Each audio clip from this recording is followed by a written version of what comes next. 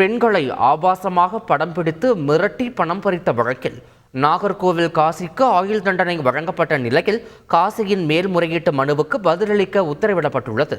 கன்னியாகுமரி மாவட்டம் நாகர்கோவிலைச் சேர்ந்த காசி என்ற நபர் பல பெண்களை ஏமாற்றி ஆபாசமாக படம் பிடித்ததுடன் அவற்றை இணையதளத்தில் பதிவிடுவதாக கூறி பணம் பறித்ததாக புகார் அளிக்கப்பட்டது.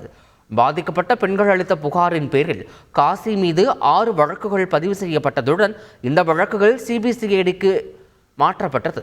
அதன் பேரில் கடந்த 2020ஆம் ஆண்டு காசி கைது செய்யப்பட்டு பின்னர் குண்டர் சட்டத்தில் கீழ் சிறையில் அடைக்கப்பட்டார்.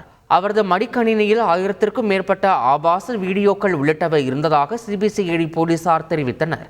இதனைத் தொடர்ந்து காசிக்கு ஆயுள் தண்டனை மற்றும் 1,10,000 ரூபாய் அபராதம் விதித்து நாகர்கோவில் விரைவு நீதிமன்றம் உத்தரவிட்டது.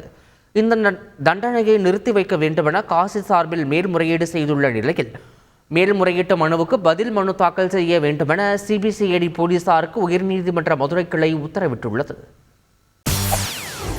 செய்திகளை உடனுக்குடன் தெரிந்து கொள்ள உடனே சப்ஸ்கிரைப் பண்ணுங்க.